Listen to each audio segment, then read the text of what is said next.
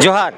हम झारखंड की राजधानी रांची में हैं। राजभवन के समक्ष आज समस्त आदिवासी संगठनों के द्वारा धरना प्रदर्शन किया गया, जिसमें प्रमुख मुद्दा ये है कि कुर्मी को आदिवासी में जो शामिल होने की उनकी जो मांग है, और दूसरी तरफ रेल टेको जो कार्यक्रम चल रहा है उसके विरोध में आदिवासी संगठनों का पूरे युवा युवतियों से लेकर पूरे समाज के हर एक अगुवागणों का यहाँ उपस्थित रहे। और उसी के साथ हमारे पास युवा नेता हैं आशुतोष सिंह चेरो, जो पलामू प्रमंडल के एसीएस के प्रभारी हैं। साथ में है सुमित उरांव जी, जो केंद्रीय मीडिया प्रभारी हैं एसीएस के, और साथ में है अरविंद टोप्पो जी, जो एसीएस के पदाधिकारी हैं। हम जानने की कोशिश करेंगे इन युवा नेता से कि जो माहौल बन रहा है कि एक समुदाय कहता है कि मुझे आदिवासी की सूची में शामिल होना है, आपका क्या कहना है इस पर? सबसे पहले आपके चैनल को जोहार। और जो कुर्मी और महतो का जो आंदोलन है आज का रेल टेका डहट का, वो बिल्कुल ही निराधार है। वो ना 1920 में ना 1931 में आदिवासी हुए, तो अब तो आदिवासी और नकली आदिवासी बनने का कोई सवाल ही नहीं है।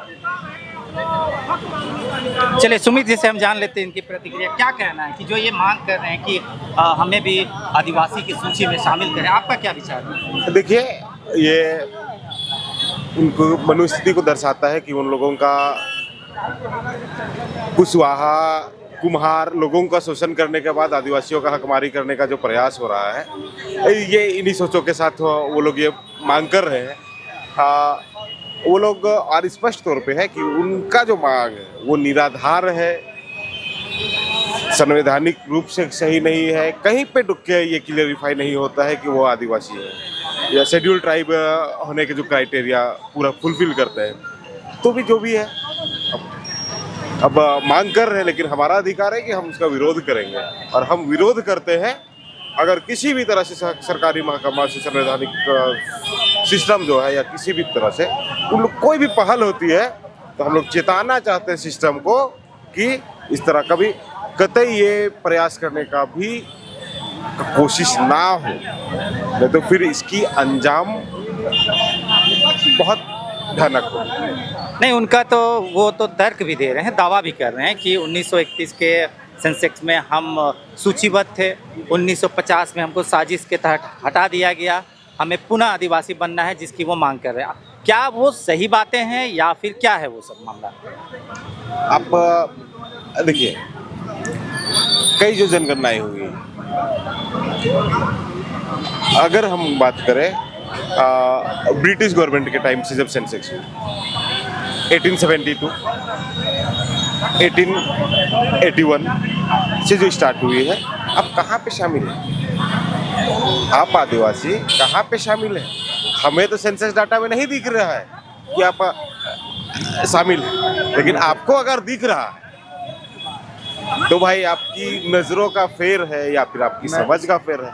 अब ऐसे ये भी है कि जो साल में एक बार खुद को शिवाजी महाराज का वंशज बतलाएगा, एक बार लवकुश का वंशज बतलाएगा, फिर क्षत्रिय बोलेगा, फिर आदिवासी बोलेगा, तो भाई उनका मानसिक सोच को दर्शाता है। तो वो मानसिक रूप से, और जो वो लोग तैयार हुए हैं, वो कुछ भी कहेंगे, वो कुछ भी कह सकते हैं।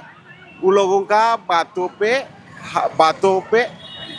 हाथ पैर कुछ नहीं है, सर पैर, बिना सर पैर का बात कर रहे हैं वो लोग। क्या आज जो सुमित ने कहा कि उनकी स्थिति ऐसी हो गई है कि उनका कोई भी हिसाब किताब नहीं, आपका क्या कहना है?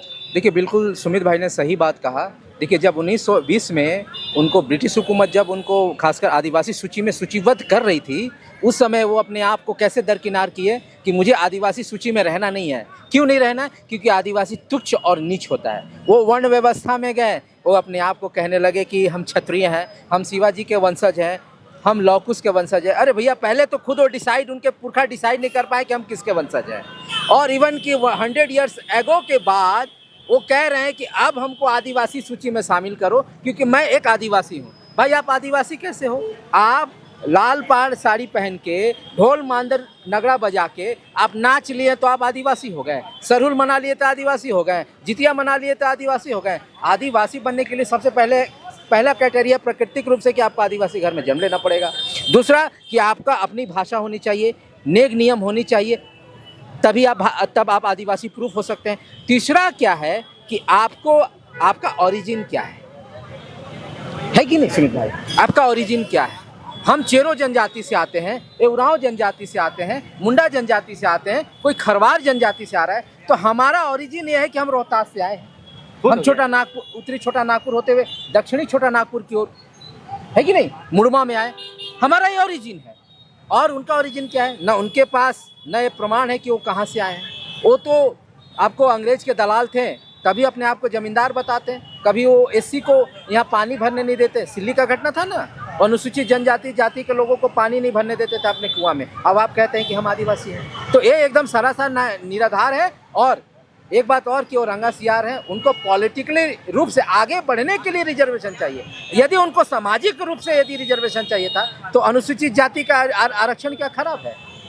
साफ स्पष्ट फ्रेम की तरह दिखाई दे रहा है कि आज के सामंतवाद वो कुर्मी महत्व है। चलिए, अब एसीएस हम देखें कि शुरू से एसीएस हर मुद्दे पे, विशेषकर आदिवासियों मुद्दे पे एसीएस मुखर होके आती है और अपनी विरोध को दर्ज कराती है। आगे की रणनीति क्या होगा, हम सुमित से जानना चाहेंगे। एसीएस का क्या स्टैंड है इस मुद्दे पे? देखिए, एसीएस का स्टैंड आज से नहीं, एसीएस का स्टैंड आदिवासी छात्र संघ का गठन के साथ ही कुछ छात्र मुद्दों और जो सामाजिक और धार्मिक मामले जो मुद्दे हैं आदिवासी समाज के, उसके साथ निरंतर आगे बढ़ता गया है। और किसी भी तरह से आदिवासी समाज के साथ घुसपैठ होने का प्रयास होगा, इसका पुरजोर विरोध होगा। और एक साथ और बतलाते हैं, ये जो कम्युनिटी है अभी जो मांग कर रहा है कि हमको अनुसूचित जनजाति में शेड्यूल्ड किया जाए, यही है। गुजरात से पटेल को बुला के मांग करवाते हैं कि यहाँ पे कुर्मियों को आदिवासी का मांग करना चाहिए, और यही बिहार और ओबीसी का गुजरात में ओबीसी में आरक्षण बढ़ाने का मांग करते हैं। यही कुर्मी उत्तर प्रदेश में खुद को ठाकुर भी लिखते हैं, चौधरी भी लिखते हैं, राजस्थान में पाटीदार लिखते हैं, और सारे जगह। ऐसा क्या है कि इन लोगों को झारखंड में बस, या कहे बृहद झारखंड का जो पार्ट है, उस बेल्ट में सिर्फ इन लोगों को अनुसूचित होना है, शेड्यूल्ड होना है, बाकी जगह नहीं होना है। तो ये उनका दोगला चरित्र को दर्शाता है। बिल्कुल।